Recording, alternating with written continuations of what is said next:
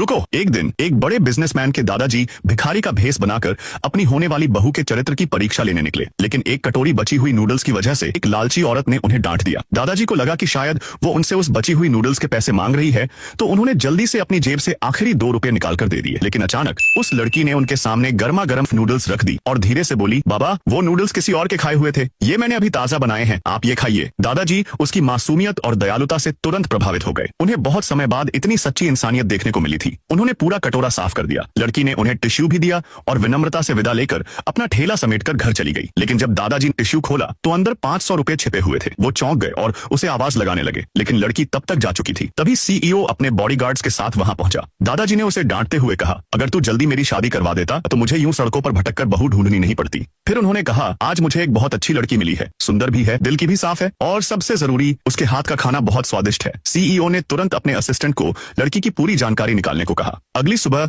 वह खुद उसके ठेले पर पहुंचा। उसने उसे धन्यवाद देने के लिए 3 करोड़ रुपए का कार्ड दिया, लेकिन लड़की ने मना कर दिया। उसी समय उसका पैर फिसल गया और वह गिरने लगी। सीईओ ने तुरंत उसे पकड़ लिया, लेकिन दोनों ही संतुलन खो बैठे और जमीन पर गिर पड़े। इसी दौरान सीईओ की नजर उसके कंधे पर बने तितली के निशान पर पड़ी और उसे 7 साल पुरानी वो रात याद आ गई जब उसे किसी ने नशा दे दिया था और मजबूरी में उसने उसी लड़की को इलाज समझ लिया था। उसी दिन से उनकी किस्मत आपस में जुड़ गई थी। अब सीईओ को पूरा यकीन हो गया यही लड़की उसकी जिंदगी बचाने वाली है, लेकिन अब उसके पास एक छोटी बच्ची भी थी। सीईओ को शक हुआ कि कहीं वो उसकी बेटी तो नहीं। उसने बच्ची से पूछा, बेटा तुम्हारी उम्र क्या है? बच्ची बोली, 6 साल। लेकिन लड़की तुरंत बोली, नहीं वो 8 साल की है। इस अजीब जवाब से सीईओ का शक और गहरा गया। उसने चुपके से बच्ची के बाल लेकर डीएनए टेस्ट करवाने भेज दिए, लेकिन उसे नहीं पता था कि लड़की की सगाई हो चुकी है। उसका मंगेतर घर पर बच्ची का ख्याल रखता था और लड़की ठेला लगाकर पूरे परिवार को पाल रही थी। एक दिन लड़की को खबर मिली कि उसके गांव में जमीन के पैसे मिल गए हैं। उसने खुशी खुशी ये बात मंगेतर को बताई। दोनों ने सोचा कि अब वे शहर में बड़ा घर खरीद सकते हैं, लेकिन असलियत ये थी मंगेतर और उसका परिवार सिर्फ उसका इस्तेमाल कर रहे थे। उधर सीईओ को भी उसकी पूरी सच्चाई पता चल गई। उसे पता चला कि लड़की ने अपनी मेहनत से पैसे जमा किए हैं और जल्द ही